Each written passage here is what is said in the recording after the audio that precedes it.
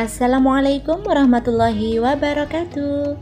Sepertinya pembahasan kita tentang Putri Duyung kemarin tak cukup hanya dengan video penampakannya ataupun catatan di buku kuno, bahkan dalam kitab-kitab para ulama.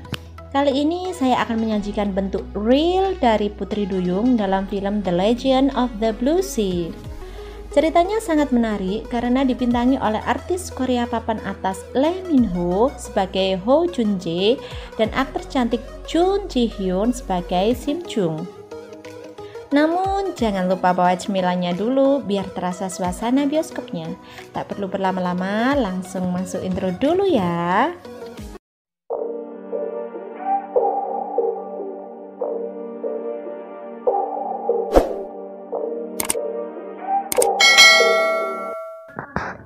Film diawali dengan suasana laut dengan badai besar yang menerjang rumah warga di pinggir pantai menjadi rusak parah. Selanjutnya disusul dengan gelombang laut yang sangat besar hingga memporak-porandakan apapun yang ada di sekitar perkampungan tersebut.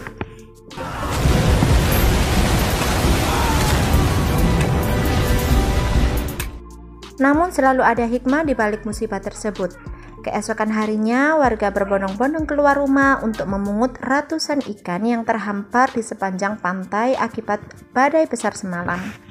Warga yang melihatnya pun sangat bersyukur. Namun di sebuah goa terlihat makhluk cantik berusaha keluar dari timbunan bebatuan. Ya, itu adalah tokoh utama kita, Sang Putri Duyung. Karena jejaknya, akhirnya warga bisa menemukannya di dalam goa. Selanjutnya, warga membawanya pulang ke perkampungan warga, meletakkannya di sebuah danau kecil dan ditujukan kepada pejabat desa setempat. Dan ketika pejabat desa tersebut ingin menyentuh Putri Duyung, salah satu warga mengingatkannya bahwa apabila seseorang yang sudah menyentuh Putri Duyung, maka Putri Duyung tersebut akan mengambil jiwa dan ingatannya tersebut. Itu merupakan salah satu bentuk pertahanan untuk melindungi dirinya. Sang pejabat desa pun mendengar dan menuruti kata-katanya.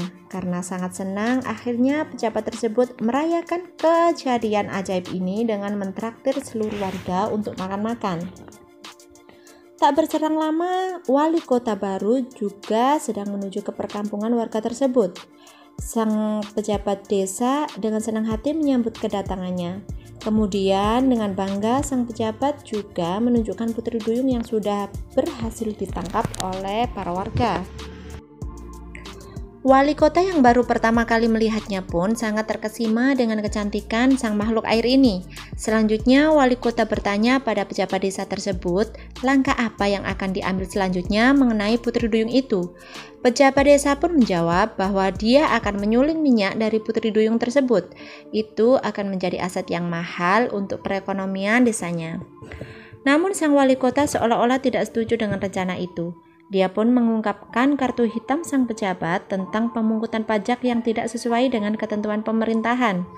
Wali kota pun mengancam untuk melaporkan hal tersebut dengan menakut-nakutinya bahwa hukumannya pasti sangat menakutkan. Karena sang pejabat takut, maka dia pun berjanji akan memberikan apapun yang diminta sang wali kota. Tanpa ragu, wali kota pun meminta untuk kebebasan Putri Duyung tersebut. Akhirnya, Putri Duyung pun dilepaskan di lautan. Namun, sang pejabat menjadi semakin dendam dan seolah-olah tak akan pernah rela melepaskan hal ini.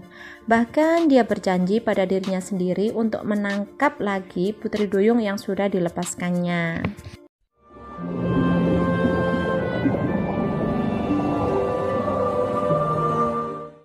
Maka sekarang ditampakkan setting waktu yang sangat modern. Seorang laki-laki tampan yang bernama Ho Jun Jae sedang melakukan penipuan. Ditemani dengan kedua temannya yang jago IT, mereka mampu melakukan banyak penipuan yang sangat memukau. Jika dilihat-lihat lagi, Jun Jae dan sang wali kota dari zaman kerajaan tadi mempunyai wajah yang hampir sama. Ternyata dia merupakan reinkarnasi dari wali kota tadi. Dan hari ini kelompok Jun Jae melakukan aksi besar dengan menyusup ke sebuah gedung kejaksaan. Keahliannya selain pandai menipu, ternyata dia juga bisa menghipnotis orang yang ada di hadapannya dengan korek api yang ada di tangannya. Sementara Jonjae dan salah satu temannya menyamar menjadi seorang jaksa, salah satu teman yang pandai IT berusaha menghambat jaksa yang asli dengan kecerdasan elektroniknya. Tak punya banyak waktu, Jonjae pun mengajak mereka semua untuk keluar makan siang. Saat keluar, kelompok Jonjae berpapasan dengan seorang penjahat yang dibawa oleh polisi. Jika dilihat-lihat lagi, pria yang diborgol polisi tersebut sangat mirip dengan wajah pejabat desa di zaman kerajaan yang sudah menangkap Putri Duyung. Apakah dia adalah reinkarnasinya?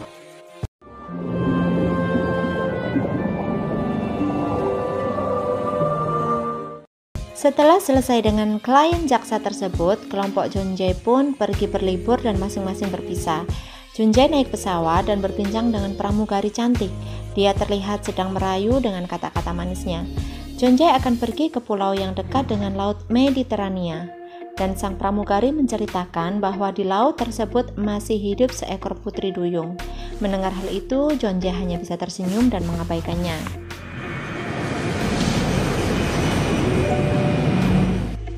Di dalam lautan, terlihat sekelompok Putri Duyung sedang berenang.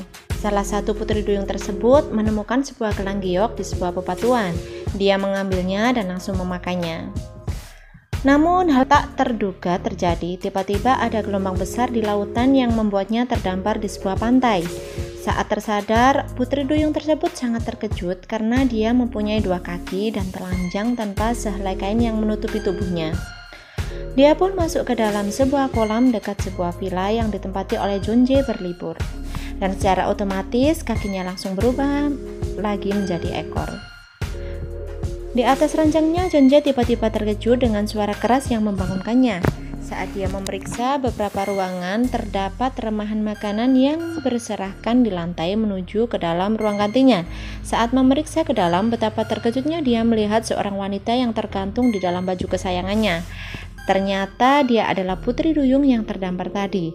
Setelah berdebat beberapa lama, dengan sedikit usaha akhirnya Jonjae bisa menangkapnya dan mengikatnya.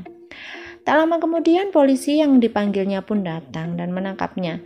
Namun melihat wajah polos wanita tersebut, Jonjae merasa sedikit ibah padanya.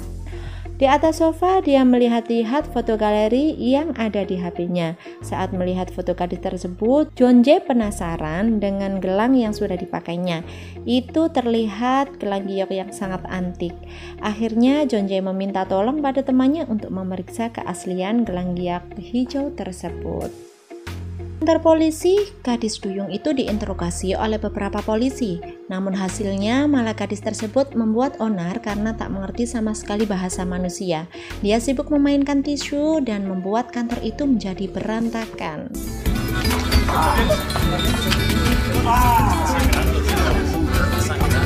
Di waktu yang lain, Jonjae sedang berkencan dengan pramugari yang ditemuinya di dalam pesawat. Di tengah-tengah perbincangan mereka, Jonjae mendapatkan sebuah pesan di ponselnya tentang informasi gelang giok tersebut. Betapa terkejutnya dia saat melihat bahwa gelang tersebut asli dan harganya sangat fantastis. Jonjae yang senang pun langsung meninggalkan kencannya dan langsung menuju ke kantor polisi. Dengan keahlian hipnotisnya, Jonjae akhirnya bisa membawa Putri Duyung keluar dari sana dengan mengatakan bahwa gadis tersebut adalah istrinya. Selanjutnya, Jonjae mengajaknya ke sebuah mall untuk membelikannya baju dan sepasang sepatu. Namun, saat Jonjae pergi sebentar untuk mengangkat telepon, gadis tersebut berjalan-jalan keluar hingga Jonjae tak mampu menemukannya. Jonjae pun panik dan menyusuri setiap tempat di dalam mall. Setelah ditelusuri, ternyata Jonjae menemukannya di tempat permainan anak dan gadis tersebut sedang menjilat permen.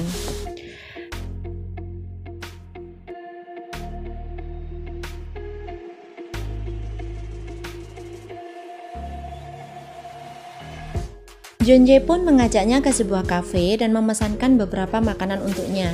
Hal memalukan pun terjadi saat gadis itu mulai makan dengan sangat rakus hingga menyita perhatian orang yang duduk di sekitarnya. Namun dengan sabar, Jonjae mengajarinya. Kali ini Jonjae tak mau kehilangan kesempatan. Dia menunjukkan keahliannya di depan gadis itu dengan memberinya sebuah kalung yang langsung dipasang di lehernya. Di saat yang bersamaan pula, dia telah mengambil gelang giok yang ada di tangan gadis tersebut. Dengan berat hati, John Jae pun meninggalkan gadis itu di dalam mall. Di sana dia meminta gadis itu menunggunya dan bilang harus menyelesaikan beberapa urusan.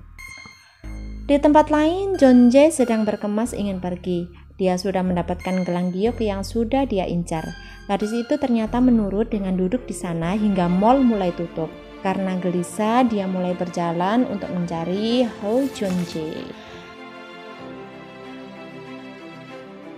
Sekarang John Jae sudah berada di dalam mobilnya menuju ke suatu tempat. Namun di tengah jalan dia mengingat akan hal konyol yang sudah dilakukan gadis itu. Dan akhirnya dia pun kembali dan menjemput gadis duyung tersebut. Dan episode 1 pun berakhir.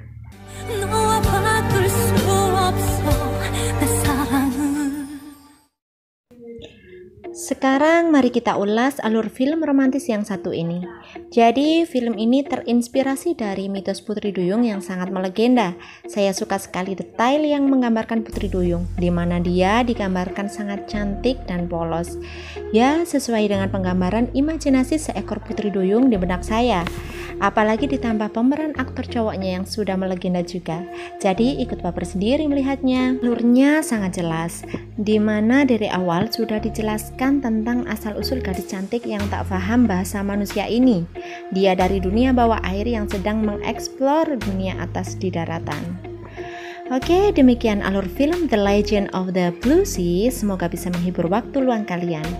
Finally, see you next video and wassalamualaikum warahmatullahi wabarakatuh.